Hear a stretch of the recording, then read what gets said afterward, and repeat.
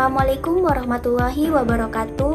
Pada kesempatan kali ini saya akan menampilkan video micro teaching pada mata kuliah biofisika dengan materi biolistrik kelistrikan pada otot jantung.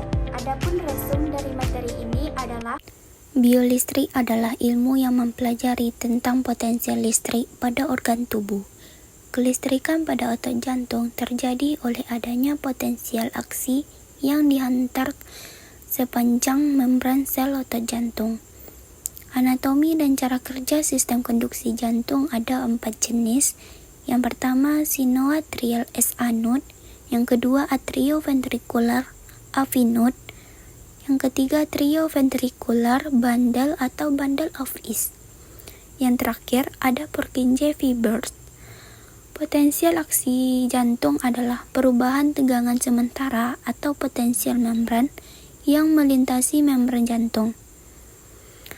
Pada tahapan potensial aksi jantung terdapat 5 jenis. Yang pertama fase 0 atau depolarisasi cepat.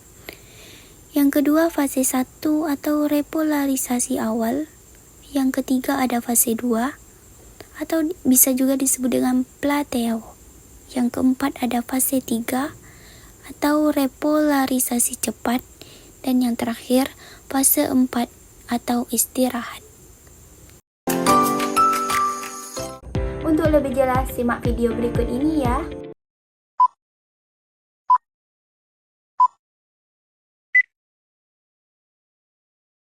A few moments later.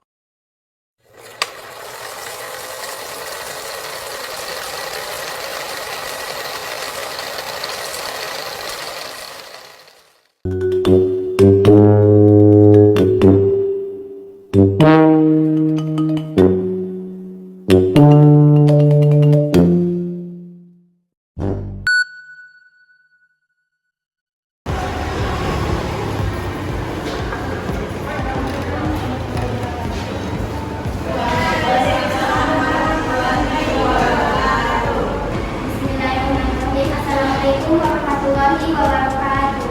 Waalaikumsalam warahmatullahi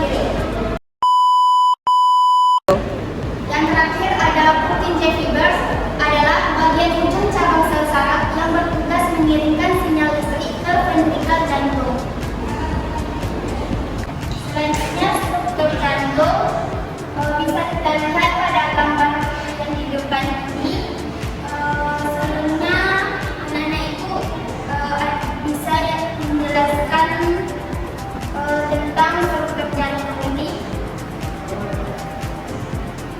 Baik, jika tidak ada, itu akan menjelaskan sedikit tentang struktur jantung ini. Yang pertama ada aorta, berfungsi sebagai pembawa darah kaya oksigen dari bilik kiri menuju seluruh tubuh. Yang kedua ada arteri pulmonalis, berfungsi membawa darah yang kaya karbon dioksida dari bilik kanan ke paru-paru untuk pertukaran gas. Yang ketiga ada pembuluh darah bilik kava atas, berfungsi untuk membawa darah yang miskin oksigen dari bagian atas ke serambi kanan. Yang keempat ada pembuluh darah bilik kava bawah, berfungsi sebagai membawa darah miskin oksigen dari bagian bawah tubuh ke serambi kanan. Yang kelima ada serambi kiri, yang berfungsi sebagai menampung darah kaya oksigen yang kembali dari paru-paru melalui vena pulmonalis. Yang keenam yaitu serambi kanan, berfungsi sebagai menampung darah miskin oksigen yang datang dari seluruh tubuh melalui vena cava. Selanjutnya bilik kiri. Bilik kiri ini berfungsi memompa darah kaya oksigen ke seluruh tubuh melalui aorta. Yang kedelapan ada bilik kanan, yang berfungsi untuk memompa darah miskin oksigen ke paru-paru melalui arteri pulmonalis. 9. Ada katup mitral, yang berfungsi untuk mencegah aliran balik darah dari bilik kiri ke serambi kiri. Selanjutnya yang nomor 10 ada katup peritoneal, yang berfungsi untuk mencegah aliran balik darah dari bilik kanan ke serambi kanan. Yang ke-11 ada katup aorta, berfungsi untuk mencegah aliran balik darah dari aorta ke bilik kiri. 12 ada katup pulmoner, berfungsi untuk mencegah aliran balik darah dari arteri pulmonalis ke bilik kanan. Ke-13 ada arteri koroner, berfungsi untuk membawa darah kaya oksigen ke otot-otot jantung agar jantung dapat bekerja.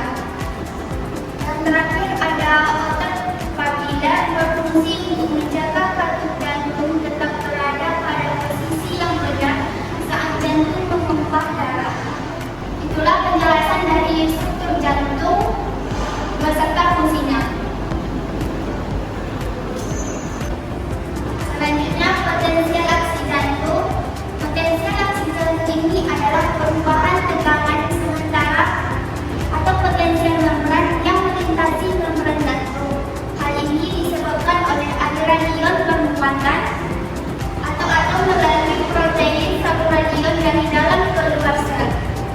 Potensial aksi dimulai saat ambang batas atau threshold tercapai yang mengakibatkan masuknya ion bermuatan positif ke dalam sel yang disebut dengan depolarisasi. Sepertinya anak-anak ibu sudah tidak semangat lagi mendengar penjelasan dari ibu.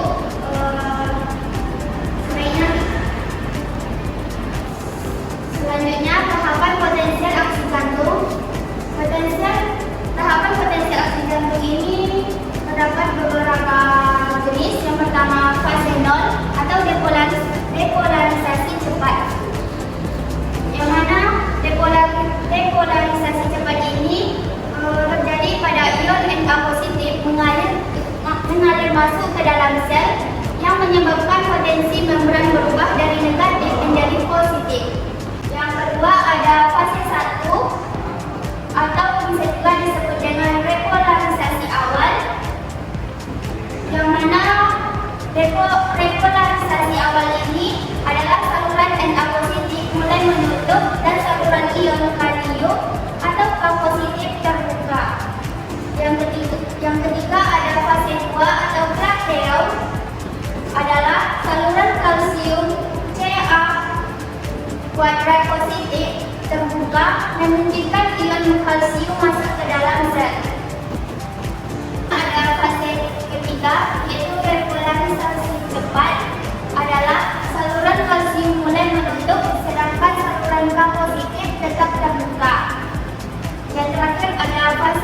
keempat atau bisa juga disebut dengan istirahat adalah sel-sel jantung kembali ke kondisi istirahat, di mana semua saluran ion berada dalam keadaan tertutup.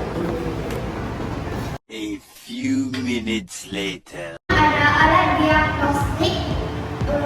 Di sini ibu buat contoh alatnya yaitu elektrokardiogram atau EKG, adalah tes yang digunakan untuk merekam aktivitas listrik jantung. EKG ini memberikan gambaran tentang bagaimana jantung berkontraksi yang berfungsi dengan mencatat sinyal listrik yang dihasilkan oleh jantung selama siklus detak jantung.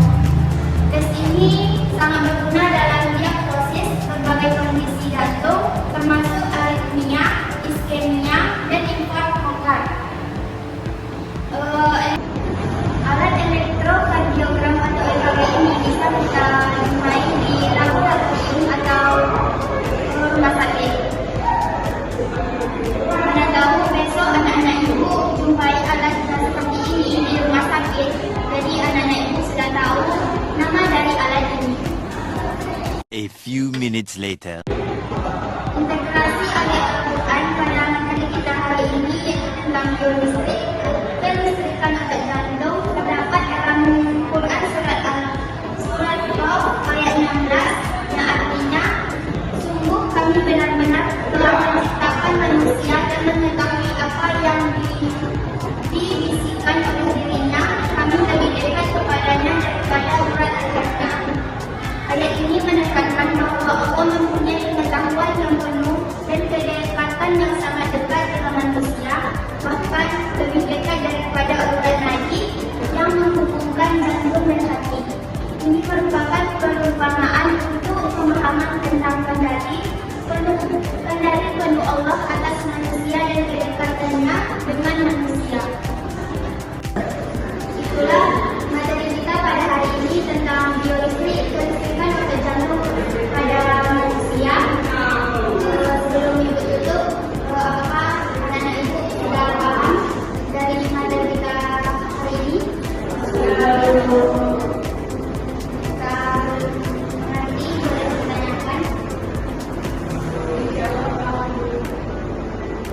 Jika anak-anak ibu sudah paham dengan materi kita pada hari ini, ibu akan memberikan tugas.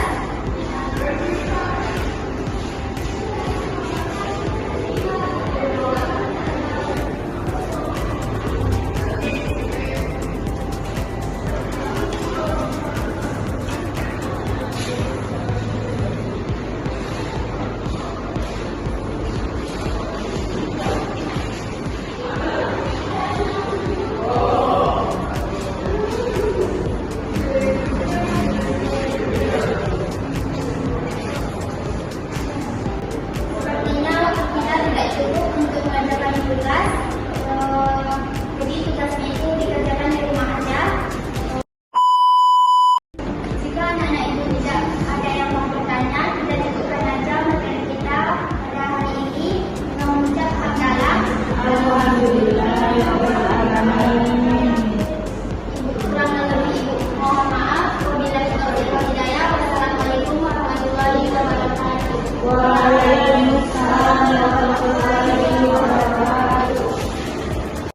Oh my